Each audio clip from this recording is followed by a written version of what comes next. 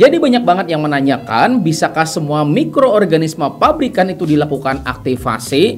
Dan kalau bisa, apakah prosesnya sama menggunakan pola 111 dan juga 18? Nah, jadi perlu saya luruskan ya sahabat tani, bahwa pada dasarnya semua jenis mikroorganisme pabrikan yang dijual di toko-toko pertanian itu pada dasarnya memang sengaja dibuat dalam kondisi yang memang belum aktif. Dan ini ya sahabat tani, bertujuan biar kualitas dari mikroorganismenya tidak berubah sampai pada masa kadaluarsanya. Dan itu berarti ya sahabat tani, bahwa jenis bioaktivator pabrikan bisa kita lakukan namanya aktivasi. Tetapi yang membedakan itu bukan soal pola 111 dan juga 18-nya, tetapi lebih pada sifat dari mikroorganismenya itu sendiri. Nah, perlu kita ketahui bersama ya sahabat tani, bahwa sifat hidup dari suatu jenis mikroorganisme dibedakan berdasarkan kebutuhannya akan oksigen.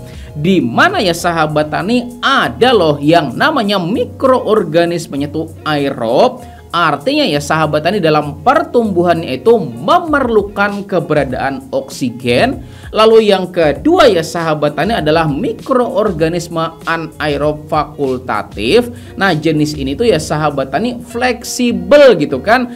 Artinya nih, ada oksigen dia tumbuh, gak ada oksigen gak jadi masalah ya sahabat tani. Lalu selanjutnya mikroorganisme anaerob aerotoleran, dan jenis ini meskipun dia anaerob ya sahabat tani, tetapi masih toleran atau mampu hidup ketika ada oksigen.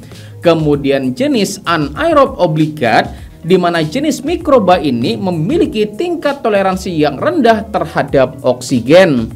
Artinya kalau kena oksigen sebentar itu masih nggak jadi masalah ya sahabat tani, tetapi kalau dibiarkan kelamaan justru nantinya bisa bikin mati mikroorganismenya. Serta yang terakhir ya sahabat tani, yaitu anaerob mutlak gitu kan. Nah, jenis ini memang mutlak ya sahabat tani, itu nggak boleh ada oksigen sama sekali. Nah, lalu jenis mikroorganisme apa yang kira-kira masuk aerob, anaerob fakultatif, kemudian aerotoleran gitu kan, kemudian obligat, sama anaerob mutlak ya nggak sahabat tani. Jadi supaya mempermudah dalam pemahaman kita, saya sudah buatin ya sahabat tani tabelnya. Silahkan kita simak bersama dan juga pelajari tabel berikut ini. Set. Nah, ini adalah tabelnya ya sahabat tani, dan mari kita lakukan pembahasan lebih mendalam. Nah, simak baik-baik ya sahabat tani, nomor 1 dan juga 2. Nah, ini adalah Lactobacillus dan juga Saccharomyces ya nggak sahabat tani. Dan keduanya ini sama-sama anaerob fakultatif. Artinya kondisinya memang optimal kalau tanpa adanya oksigen, tetapi memang masih bisa hidup kalau ternyata ada oksigen juga. Lalu yang ketiga ada namanya Bacillus ya kan. Nah, jadi buat yang kemarin bertanya soal aktivasi produk Serenade dari Bayer, nah berdasarkan tabel ini ya sahabat tani, dia itu aerob gitu kan. Artinya dia membutuhkan adanya oksigen. Maka pada proses aktivasinya sendiri nanti, lakukan ya sahabat tani penambahan alat yang dapat meningkatkan kadar oksigen di dalam larutan aktivasinya, yang biasa kita kenal dengan alat namanya aerator ya sahabat tani, tahu kan? Nah, jadi silakan ya sahabat tani tambahkan alat tersebut.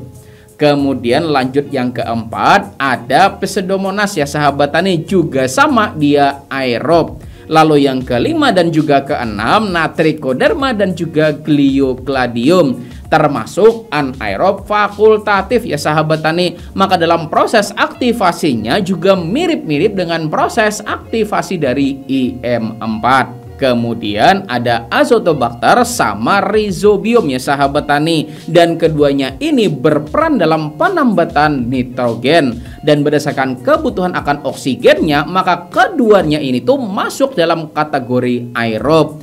lalu ada Clostridium. Nah, jadi buat Anda yang bisa bikin biogas ya sahabat tani, nah di dalam proses pembuatannya maka mikroorganisme inilah yang memang berperan aktif, dan dia ini tuh termasuk kategori anaerob obligat ya sahabat tani. Artinya jangan sampai terkena oksigen, oke? Lalu ada Rhodopseudomonas yang termasuk golongan bakteri fotosintesis ya sahabat tani, dan dia masuk anaerob aerotoleran ya sahabat tani. Kemudian ada Aspergillus, Penicillium, kemudian Mycorrhiza, Actinomycetes, dan juga Nitrobacter, dan semuanya ini termasuk kategori aerob. Nah, jadi kalau kita berpedoman pada tabel ya sahabat tani, maka kita dapat menentukan langkah demi langkah dalam proses aktivasinya, apakah nantinya tanpa menggunakan oksigen atau nanti mesti kita melakukan penambahan oksigen pada produk yang mau kita lakukan aktivasi. Dan buat Anda yang mau download ya sahabat tani tabel tadi, maka silahkan link downloadnya saya taruhkan pada kolom deskripsi di video ini, oke? Lalu selanjutnya, setelah kita dapat membedakan perlakuan berdasarkan kebutuhan akan oksigennya, maka kita juga mesti memahami ya sahabat tani sifat hidup dari mikroorganismenya berdasarkan kebutuhannya akan energi utamanya, di mana gak semua jenis mikroorganisme loh ya sahabat tani mendasarkan energinya pada namanya glukosa atau gula ya sahabat tani. Maka mari kita lakukan pembelajaran bersama pada tabel yang sudah saya buatkan berikut ini.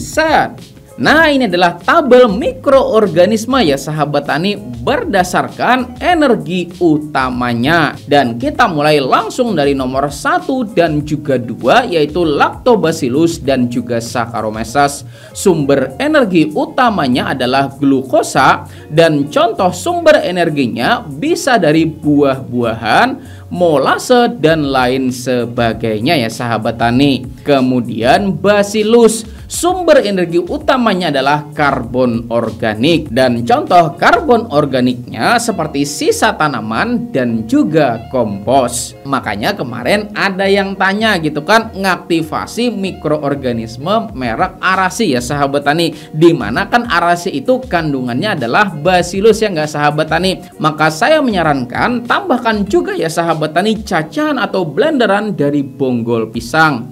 Jadi perhitungannya itu adalah 1 bagian mikroorganismenya, kemudian 1 bagian adalah cacahan atau blenderan dari bonggol pisang tersebut, dan 18 bagian adalah airnya. Dan kalau Anda mau nambah gula juga nggak jadi masalah ya sahabat tani, dan aktivasikan itu menggunakan tambahan aerator, dan setelah 5 hari kemudian maka sudah bisa kita gunakan buat mengaplikasikan pada lahan dan juga pada tanaman kita. Kemudian ada Pseudomonas yang nggak sahabat tani, juga sama, sumbernya adalah karbon organik.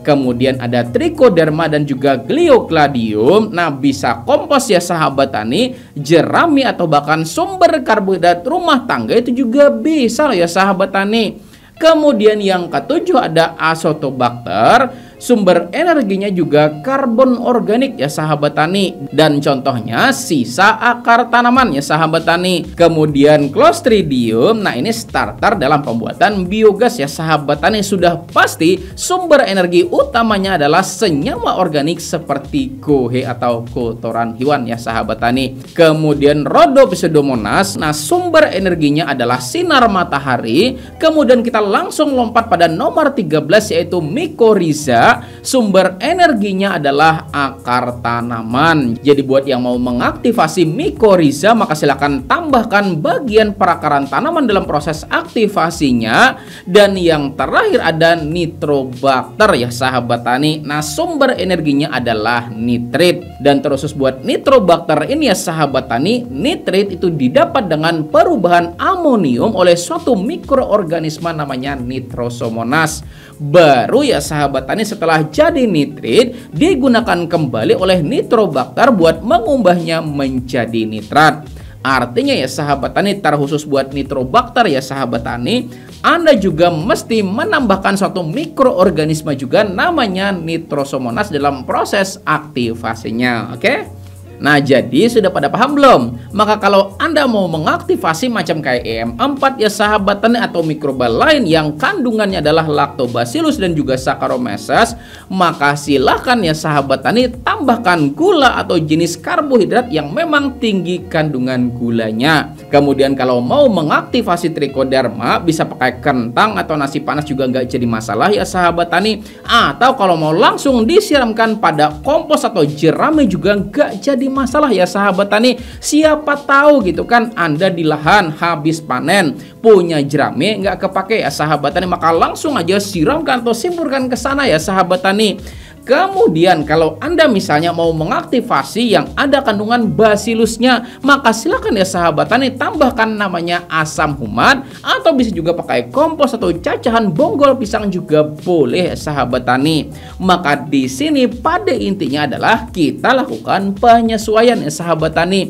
Dan buat Anda yang mau download tabel kedua tadi ya sahabat tani, maka link downloadnya saya juga taruhkan pada kolom deskripsi dari video ini, oke? Dan terakhir, karena ini juga sering banget ditanyakan, kalau mau mengaktifasi insektisida hayati yang punya kandungan entah itu Bacillus thuringiensis, kemudian Beauveria bassiana, Metarhizium dan lain sebagainya, apakah metodenya juga sama ya nggak sahabat tani? Oke, menarik ya sahabat tani. Jadi karena mereka yang disebutin tadi adalah insektisida hayati, maka sumber energinya adalah hama dari tanaman kita loh ya sahabat tani. Misalnya Beauveria, dia akan menyerang hama jenis belalang ya sahabat tani. Maka artinya kumpulkan belalang-belalang dan lakukan aktivasi mikroorganisme Beauveria bassiananya dengan memasukkan belalang-belalang tadi di dalamnya. Dan begitu juga sama Bacillus thuringiensis ya sahabat tani, lakukan penyesuaian juga.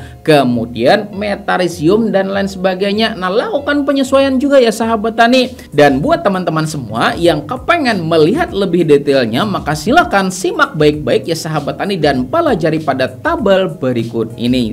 Nah, ini adalah tabel mikroorganisme sebagai insektisida hayati lengkap dengan sumber energinya. Nah, jadi silahkan ya sahabat tani disesuaikan sendiri. Dan buat Anda yang kepengen download tabel ini, maka silahkan link downloadnya juga saya taruhkan pada kolom deskripsi dari video ini. Dan sebelum videonya saya tutup, pasti loh di antara Anda ada yang bakalan bertanya gitu kan, kalau misalnya semua energi utamanya kita masukin, misalnya ada gula kita masukin, ada sumber karbohidrat kita masukin, dan juga ada karbon organiknya kita masukin juga gitu kan, boleh nggak? Dan apakah tambah mantap ya nggak sahabat tani jadinya ya nggak? Nah, menarik ya sahabat tani.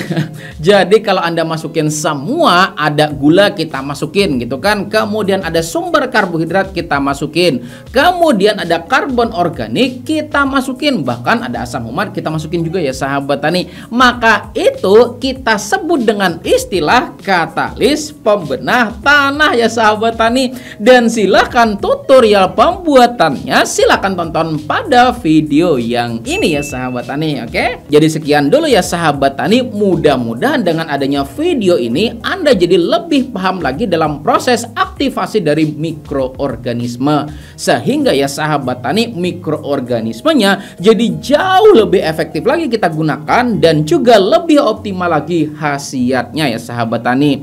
Dan buat Anda yang mau teruskan tonton dan juga tambah ilmu-ilmu bermanfaat dari channel ini, saya sediakan ya sahabat tani 4 buah video di bagian sini dan juga sini ya sahabat tani. Silahkan klik salah satunya, oke? Terima kasih. Saya Rizal Ansar, petani cerdas, pertanian maju jaya luar biasa. Saya akhiri dengan ucapan wassalamualaikum warahmatullahi wabarakatuh.